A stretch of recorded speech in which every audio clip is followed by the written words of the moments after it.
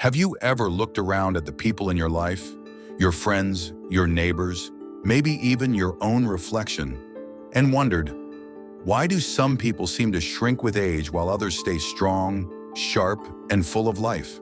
It's a question worth asking, because aging doesn't happen the same way for everyone. Some slow down and accept the stiffness, the forgetfulness, the growing list of things they can't do anymore, and others, they keep doing things most 80-year-olds gave up years ago.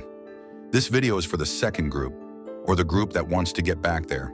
Because if you're someone who still moves with ease, thinks clearly, or feels energized when you wake up, you may not realize it, but you're aging in reverse. And no, that's not a miracle. It's not magic. It's momentum. You see, aging doesn't happen overnight. You don't wake up at 80 and suddenly lose your strength or clarity. It fades slowly, so quietly you hardly notice it. A missed step here, a forgotten name there, a little extra effort to stand up from a chair. Then one day those tiny losses add up, and what once felt easy now feels unreachable. But here's the truth. Much of what we call aging is actually disuse. Muscles don't just vanish. They stop being used. Balance doesn't disappear. It stops being trained. Flexibility fades because we stop reaching, stretching, moving. It's not the number on your birthday cake that's doing this. It's the habits that have slowly slipped away. And here's the good news. That means you can change it. In today's video, we're not just going to talk about aging well. We're going to measure it. Specifically, I'm going to walk you through 8 things most people over 80 can no longer do. But if you still can, even just a few, your body is telling you something powerful. I'm still here, I still work, and I still want to move. Each of these signs is more than just a physical task. It's a message from your muscles, your brain, your balance, your breath. And if you can do them, even partially, it means you're not just surviving. You're growing, you're evolving. So I invite you to stay with me. Because the last one on this list, it's the most overlooked and possibly the most important of all. By the end of this video, you'll know more about your own body than most doctors explain in a checkup. And you'll walk away not just informed, but inspired. Let's begin with the first sign. A movement so simple, so ordinary, that we forget how powerful it truly is. Can you rise from a chair without using your hands? Let's find out. Let's start with something simple, or at least something that seems simple. Standing up from a chair without using your hands. Now you might think, that's nothing. I do it all the time. And that's exactly why this matters. Because what feels ordinary is actually extraordinary. You see, this single movement is a quiet masterpiece of the human body. It calls on your legs, your core, your hips, your balance, even your nervous system. And when you can still do it with ease, you're not just staying active, you're holding on to something far more powerful, independence. Think about it. Standing up is the gateway to everything else, to cooking your meals, to walking outside, to answering the door. When getting up becomes a struggle, life starts getting smaller, whether we realize it or not. Let me tell you about Eleanor. She was 82, cheerful, sharp, still doing most things herself. Then one day, she caught herself leaning hard on the table to push herself up. She thought nothing of it, just a tired day, maybe a weak moment. But a week later, she fell while trying to get out of bed. That's when she realized it wasn't a one-time thing. Her legs had been quietly weakening for years, and she hadn't noticed. Because weakness doesn't knock loudly, it whispers. So she made a decision. Every morning, 10 minutes, seated leg lifts, slow squats beside her kitchen counter. 1 week in, she stood with more control. 3 weeks later, she no longer needed her hands to rise. And the smile on her face when she did, it said it all. This isn't about being fit, it's about being free. Your ability to stand up without help is one of the earliest indicators of aging in reverse. Why? Because it shows your lower body still has strength, your coordination is intact, and your muscles are responding. If you've noticed yourself pushing off the chair more often, leaning, pausing, or losing control, don't wait. Your body is sending a message. And like Eleanor, you can listen. Try it now. Pick a sturdy chair, sit tall, cross your arms, and stand up. without using your hands. If you can do that smoothly, that's not just a good sign, it's a great one. It means your body still knows how to move itself. And that one small ability, it opens the door to everything else. If you just tested this and you did it, congratulations. Drop a 1 in the comments below, because that's not something most 80-year-olds can do. But you just did, and that says a lot. Now let's move on to the next sign, one that goes beyond muscles and taps into the rhythm of your heart, your lungs, and your life. Let's talk about the power of your walking speed. Let's talk about walking, not just strolling, walking with purpose, with pace, with power. If you can still walk at a brisk pace without needing to stop, gasp for air, or grab onto something, you're not just moving, you're thriving. In fact, researchers call walking speed the 6th vital sign. Why? Because it reveals more about your future than most medical tests. A strong, steady walking pace means your heart is pumping well. Your lungs are delivering oxygen, your muscles are engaged, and most importantly, your energy system is alive and working in sync. Now here's the surprising part. Most people don't notice when their pace begins to slow. It happens gradually. A pause here, a shorter walk there, and soon something as simple as a trip to the mailbox feels exhausting. Let me tell you about Leonard. He was 79, proudly independent, always on the move. But one day he couldn't make it around the block without stopping to catch his breath. "I thought I was just being cautious," he said, but deep down he knew something had changed. So he made a choice. He started small, walking to the mailbox and back a little faster each morning, then around the corner, then 2 blocks. After a few weeks, not only did his pace improve, so did his confidence. Because walking faster isn't about rushing, it's about resilience. It's about your body saying, "I've still got momentum." Here's a simple way to test yourself. Stand at one end of the hallway or a room. Now imagine you're running late to catch a bus. Can you walk 10 or 20 feet briskly without needing to stop or slow down? If you can, that's not just impressive. That's a powerful signal that your heart, lungs, and muscles are still working as a team. And if not, don't worry. The ability to walk briskly isn't lost overnight. It can be retrained. Start small. Even a few minutes a day of purposeful walking can rebuild endurance, strengthen circulation, and boost your energy. Because the slower we move, the more our world shrinks. And the faster we move, even just a little, the more it opens up again. So if you walked that hallway today and felt steady, strong, and unshaken, type a 2 in the comments.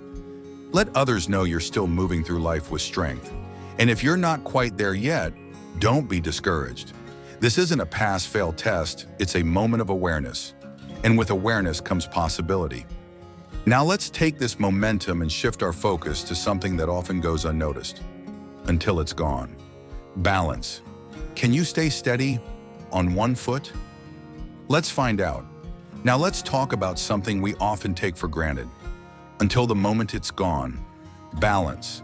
Not just the ability to stay upright, but the quiet control that tells your body, "I've got this."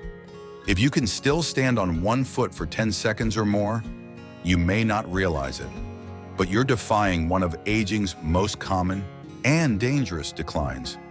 Because balance isn't just about staying on your feet. It's about coordination, brain function, reflexes, stability, vision, inner ear, all working together in a silent orchestra. And the moment that harmony slips, so does safety. Let me share a story. Judith was 81. One morning while brushing her teeth, she noticed she was leaning heavily against the sink. Nothing had happened. No pain, no fall. Just a sudden realization. She couldn't balance on one foot anymore. That quiet moment scared her more than any medical diagnosis. Because balance doesn't leave all at once. It drifts. And when it's gone, everyday moments, reaching, turning, stepping, become risks. But Judith made a choice. She started practicing right there, every morning, lifting one foot while brushing. At first, she held the wall. Within weeks, she didn't need to. What changed? Not just her balance, but her confidence. Because balance isn't only physical, it's psychological. When you trust your footing, you move with ease. When you don't, you hesitate. And hesitation leads to fear. And fear leads to stillness. So let's try this together. Stand near a countertop or a wall for safety. Lift one foot a few inches off the ground. Keep your eyes open, your posture tall. Hold it, just 10 seconds. Did you wobble? Did you catch yourself? Or did you stand like a tree rooted in the earth? If you held it without support, type a 3 in the comments. You're doing something most people your age cannot. That means your nervous system is still responsive. Your muscles are still communicating. And your brain is still tuned in. If not, no shame, just awareness. Balance can be trained. Simple practices like Tai Chi, yoga, or even brushing your teeth on one leg can reawaken that connection. Because balance isn't just about not falling. It's about living without fear. It's the difference between walking freely or watching your step, between dancing in your kitchen or sitting one song out. So if you still have it, protect it. And if you've lost it, start small. Because the moment you trust your footing again, the world becomes a safer place to move through. Now let's shift to something a little more challenging. Because the floor tells a story most people don't want to hear. Can you get down to the ground and back up without help? Let's talk about it. Let's talk about the ground. Specifically, your ability to get down on the floor and back up again without help. It sounds simple, but for many people over 80, this is where the fear lives. Because when the floor feels far away, so does freedom. You see, your ability to move to the ground and rise again isn't just about strength. It's about coordination, balance, flexibility, leg power, arm control, core engagement, and courage. And if you can still do it, you are holding on to something rare and vital: functional independence. Let me introduce you to Frank. He was 83 when it happened. His great-granddaughter wanted to play a board game on the floor. Frank hesitated, not because he didn't want to, but because deep down, he wasn't sure he could get back up. That hesitation hit him harder than any diagnosis ever had. He realized it wasn't about the game. It was about the quiet fear that had been creeping in. So he made a choice. Each morning next to his bed, he practiced slow kneeling, gentle squats, seated leg lifts, and most importantly, he practiced getting back up. Within weeks, Frank wasn't just able to do it, he did it with a smile. And when he played that board game, he didn't just feel stronger, he felt capable, present, proud. Here's what many people don't realize. Avoiding the floor isn't about preference. It's about fear. What if I can't get up? What if I fall again? But every time we avoid it, we lose a little more confidence, a little more mobility, a little more life. Let's do a quick test. Only if you feel safe and have a stable surface nearby. Can you lower yourself gently onto the floor? And then, without holding on to another person, can you get back up? You might use a nearby table or your own strength. That's okay. It's not a contest, it's a checkpoint. If you did it smoothly, type a 4 in the comments, because that's something many people your age no longer attempt. But you did, and it says everything. If it felt shaky or you needed help, don't panic. This skill can be retrained gradually. The key is to start before it's an emergency, because being able to get off the floor isn't just about movement. It's about dignity, about saying, I'm still in control. Frank reclaimed his strength one morning at a time, and you can too, because the moment you fear the floor is the moment your world starts to shrink. But the moment you master it again, you rise, not just physically, but emotionally. And speaking of rising, let's talk about the next sign. It's something you carry every week, but it carries a deeper message about your strength. Can you carry a full grocery bag without struggling? Let's explore what that means. Now picture this. You've just come back from the store. You reach into the trunk. You lift a full grocery bag, maybe 2. No wobbling, no shifting, no pain. You carry it inside, put it down, and move on with your day. That simple task, it speaks volumes. Because if you can still carry a full grocery bag without struggling, your body is telling you something important. I'm still strong. I still support you. Carrying weight isn't just about muscle. It's about how your body works as a system, your arms, shoulders, core, legs, grip strength, posture, lungs, all coordinating in real time. And when that system's intact, you're not just carrying groceries, you're carrying your independence. Let me tell you about Walter. He was 80 and proud of doing things himself. For years, he carried all the groceries in one trip, just like he did in his 40s. But slowly, the bags felt heavier. One day, he had to stop halfway up the stairs to catch his breath. He felt winded, frustrated, embarrassed. But instead of giving up, he got curious. He started squeezing a tennis ball every morning to strengthen his grip, light dumbbells in the evening, wall push-ups in between. In 4 weeks, the strength started coming back. In 6 weeks, he was carrying his bags again, smiling the whole way inside. Because what we often overlook is this: loss of strength doesn't happen all at once. It fades silently through little hesitations, switching to lighter bags, asking for help more often, avoiding stairs. But each time we surrender just a little more control. So here's a simple check-in. Can you lift a full grocery bag, 10 to 15 pounds, without wincing, leaning, or stopping mid-step? Can you hold it steady, keep your posture, and carry it across the room? If yes, type a 5 in the comments, because that ability says a lot about your mobility, coordination, lung function, and overall resilience. If not, don't worry, strength can return. You don't need a gym, you just need intention. Use water bottles or soup cans to begin. Practice picking up items from the ground with proper posture. Do wall push-ups or seated resistance moves a few minutes a day. Because the ability to carry things, groceries, boxes, grandkids, isn't just physical, it's symbolic. It says, I can still hold on to my life, I can still contribute, I can still carry my world. So don't underestimate what that grocery bag reveals. It's not just about food, it's about function, and it's worth protecting. Now let's move upward, literally, because if you can still climb a flight of stairs without stopping, your body's doing something remarkable. Let's talk about the next sign of aging in reverse. Stairs don't lie. They don't care how young you feel. They ask how well you function. And if you can still climb a full flight of stairs without stopping to catch your breath, lean on the railing or pause halfway, that's not just luck. That's a sign of true full-body resilience. Because stairs are honest. Every step upward is a test, a conversation between your heart, lungs, muscles, balance, and breath. And if your body is answering that call with strength and coordination, you're not just getting older, you're staying alive in motion. Let me introduce you to Irene. She was 82. 2 years earlier, she'd taken a small tumble on a staircase.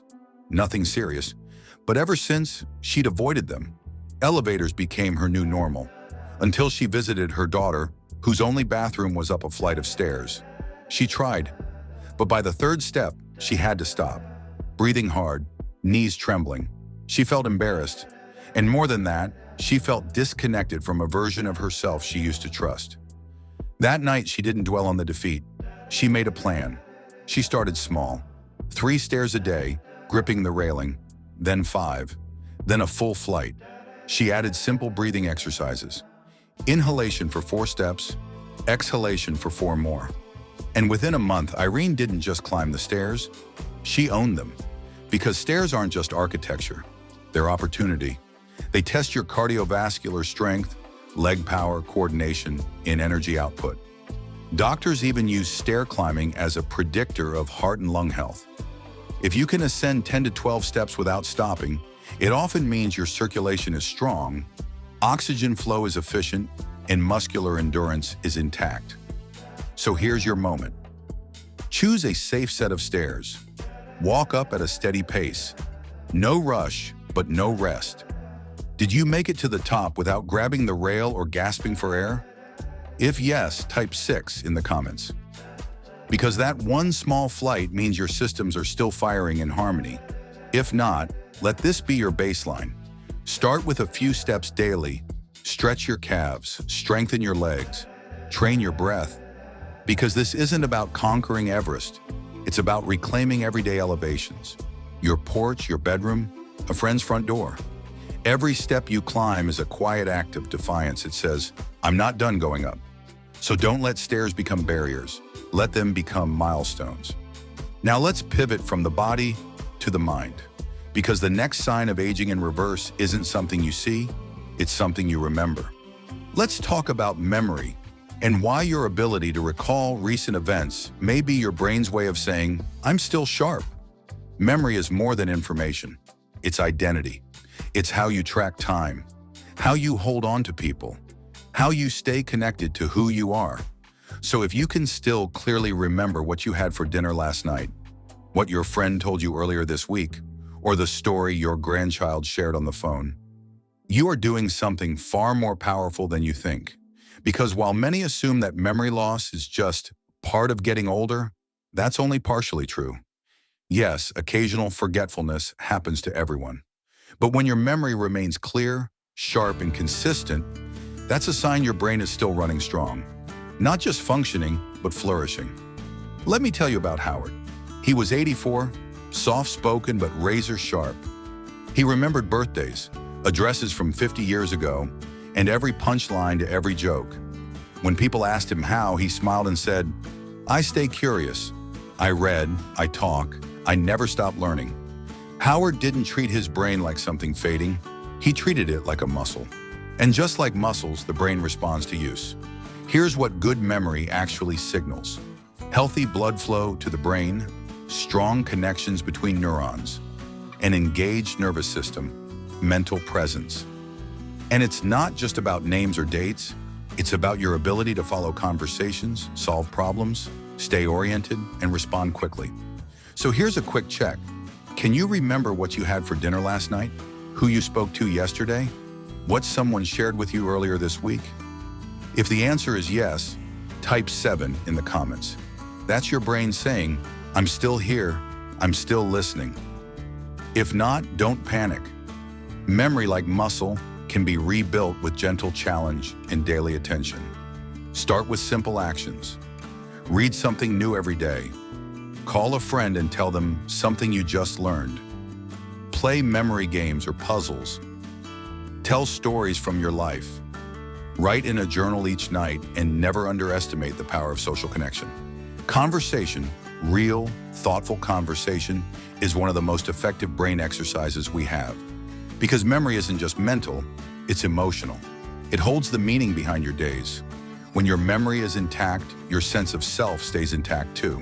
So if you're someone who still remembers recent details, take a moment to celebrate that. Not just because it's rare, but because it's beautiful.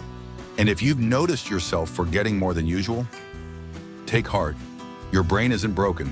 It might just be underused, overstressed, or undernourished. And that can change. Now let's move to something even more intimate. Something that happens in the quietest part of your day, but affects everything that comes after. Let's talk about sleep and what it means when you still wake up feeling truly refreshed.